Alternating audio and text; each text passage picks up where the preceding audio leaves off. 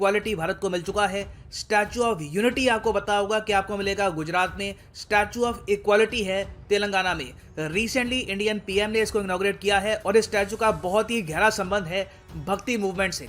Now इस video में मैं आपको बताऊंगा कि स्टैचू ऑफ इक्वालिटी में क्या खास बातें हैं, why is it so special, Shri Ramanujacharya कौन थे, इनका क्या कंट्रीब्यूशन था भक्ति मूवमेंट में, इंडियन सोसाइटी में आज भी इनका इम्पैक्ट हम कैसे महसूस करते हैं। बहुत कुछ आपको जानने को मिलेगा। So a lot to know, a lot to discuss as always. मगर आगे बढ़ने से पहले आपसे एक प्रश्न पूछूंगा। प्रश्न यहाँ पर यह है कि भक्ति मूवमेंट किस सदी में शुरू हुई थी। ये है यहाँ पे आपकी option 6th century, 7th century, 10th century या फिर 9th सेंचुरी।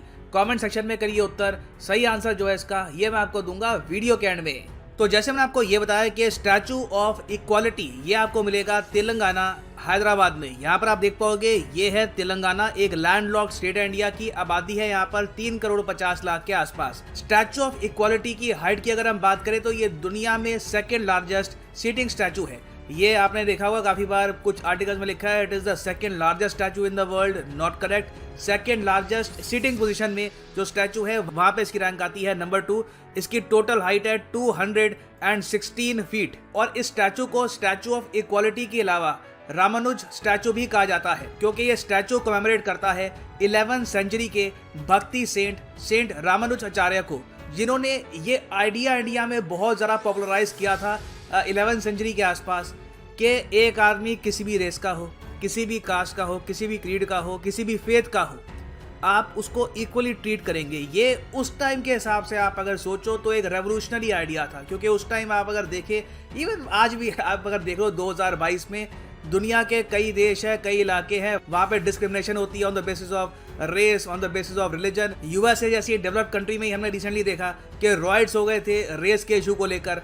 तो 11th सेंचुरी में जो ये मैसेज है यूनिवर्सल इक्वालिटी का, ये बहुत ही एक ब्रेव स्टेप था और इसलिए आज भी 2022 में हम कोमेमोरेट कर रहे हैं 1000 years of his birth anniversary. और जो ये स्टैचू है by the way, statue of equality, ये बनाया गया है पंचलोहा से, मतलब के 5 मेटल्स का यहाँ पर यूज किया गया है, gold, silver, copper, brass, zinc. अब यहाँ पर आप दो जो ये मेटल है गोल्ड और सिल्वर, ये सुन के कहेंगे तो फिर तो इसकी कॉस्ट हजारों करोड़ों में होगी। तो देखिए हाँ बिल्कुल, इसको बनाने की जो टोटल कॉस्ट आई है ये 1000 करोड़ के आसपास है, इसे थोड़ी सी ऊपर है।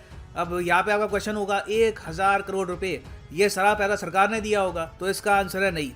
ये एक बहुत ही ज़्यादा यूनिक बात है। जो ये स्टैचू का कॉन्सेप्ट है ये दिया था श्री चिन्ना जयार स्वामी ने, और जो भी यहाँ पर पैसा लगा है एवरी सिंगल रुपी ये फंडेड है entirely by donations from devotees globally. जी हाँ, श्री रामानुजाचार्य के इतने भक्त आपको मिलेंगे इवन यूएस में, यूरोप में कई इंडियंस हैं वहाँ पे गए हैं, कई फॉरेनर्स हैं जो इनकी थिंकिंग से काफ़ी इंस्पायर हुए हैं, इनकी बुक से काफ़ी इंस्पायर हुए हैं। उन्होंने भी मिलियंस ऑफ डॉलर्स यहाँ पर दिए। धीरे धीरे यहाँ पे डोनेशन इकट्ठा होती गई। 2014 से लेकर 2017 तक तो डोनेशन यहाँ पर इकट्ठा हुई हैं और उसके बाद 1000 करोड़ का जो प्रोजेक्ट है ये कंप्लीट हुआ है। अभी जो मेन यहाँ पर स्टैचू है इसको पीएम मोदी ने इनॉग्रेट किया है। एक यहाँ पर जो पूरा कॉम्प्लेक्स है उसके अंदर एक और स्टैचू यहाँ पर मिलेगा जो 120 kg गोल्ड का बना है। अच्छा, 120 kg गोल्ड ही क्यों प्रिसाइसली? क्योंकि बताया जाता है कि श्री रामानुजाचार्य धरती पर चले थे 120 सालों के लिए, तो उसको कमेमोरेट करने के लिए ये स्टैचू यहाँ पर बनाया गया है।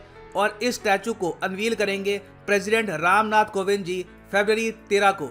ना यहाँ पे आपका क्वेश्चन हो सकता है कि ठीक है, अभी मैंने यहाँ पर ये कहा कि श्री रामानुजाचार्य ने ये मैसेज दिया था ग्लोबल इक्वालिटी का, मगर क्या बस इन्होंने ये बस बात बोली या फिर कुछ इन्होंने प्रैक्टिस में भी ये बात लेकर आए? देखो बिल्कुल इन्होंने सिर्फ ये बात बोली नहीं, ऑल ओवर इंडिया कई जो यहाँ पर एम्पायर थे, कई राजा थे, उनको इन्फ्लुएंस किया, उनको बोला कि आपके राज्य में जो भी डिस्क्रिमिनेशन होता है over religion, over caste, creed, ये खत्म करिए, हर ह्यूमन बीइंग को इक्वली ट्रीट करिए। और बिल्कुल इनकी इतनी रिस्पेक्ट थी, इनकी इतनी इज्जत थी कि all over India various Kings, various जो यहाँ पर पावरफुल पोजीशन में लोग थे, सब इनकी बात सुनते थे और ये जेन्युइनली एक बहुत ही बड़ा ट्रांसफॉर्मेशन भी लेकर आए। इसलिए ये भी देखा गया कि इन्होंने बाद में अपने जीवन काल के बाद में बहुत से लोगों को इंस्पायर भी किया अपने काम के थ्रू। इनका जन्म बाय द वे हुआ था 1017 में। उस टाइम जो ये पूरा प्रोजेक्ट है स्टैचू का ये स्टार्ट कर दिया गया। He was born in Tamil Nadu. और जो भक्ति मूवमेंट में इनका कॉन्ट्रीब्यूशन है ये देखते हुए बहुत सारे इंडिया में महान पोएट्स, थिंकर्स इनसे इंस्पायर हुए हैं। फॉर एग्जाम्पल मीराबाई, संत कबीर, भक्त रामदास, ये सब लेजेंडरी थिंकर्स जिनकी खुद की आज के समय फैन फॉलोइंग है, ये ओपनली कह चुके हैं कि श्री रामानुजाचार्य से ये काफी हद तक इन्फ्लुएंस हुए थे। और इनका एक और जो लेजेंडरी कॉन्सेप्ट है वासुदेवाय कुटुंबकम का, ये आज भी हमारे प्राइम मिनिस्टर यूएन में जाकर बोलते हैं। इसका मतलब ये है all the universe is one family. ये कहा था श्री रामानुजाचार्य ने। और इंडियन गवर्नमेंट आपने देखा होगा वेरियस जो हमारे फेस्टिवल्स होते हैं, वेरियस जो बुक्स पब्लिश की जाती है, वहां पर इस कॉन्सेप्ट को यूज करती है। और इंटरनेशनली भी ये एक बहुत ही एडमायर्ड कॉन्सेप्ट है। तो आप समझ सकते हैं ये है इम्पैक्ट इनका, not just on India but on the entire world as well. और भक्ति मूवमेंट आप अगर देखो, वो शुरू हुई थी वैसे साउथ इंडिया से, और धीरे धीरे ये भक्ति मूवमेंट आराम से कई सदियों में फैली। नॉर्थ इंडिया में, उस आसाम में भी ये फैली। और भक्ति मूवमेंट में बेसिकली काफी सोशल रिफॉर्मेशन हुई थी, बहुत सारी जो चीजें थी चेंज करी गई। आज भी आप अगर देखो तो बहुत सारे हिंदू टेम्पल्स में जो पूजा करने का तरीका होता है, ये वही तरीका है जो श्री रामानुजाचार्य ने बनाया था आज से कई सदियों पहले। ना वापस आते हैं हमने एमसीक्यू की तरफ कि भक्ति मूवमेंट वैसे शुरू कब हुई थी।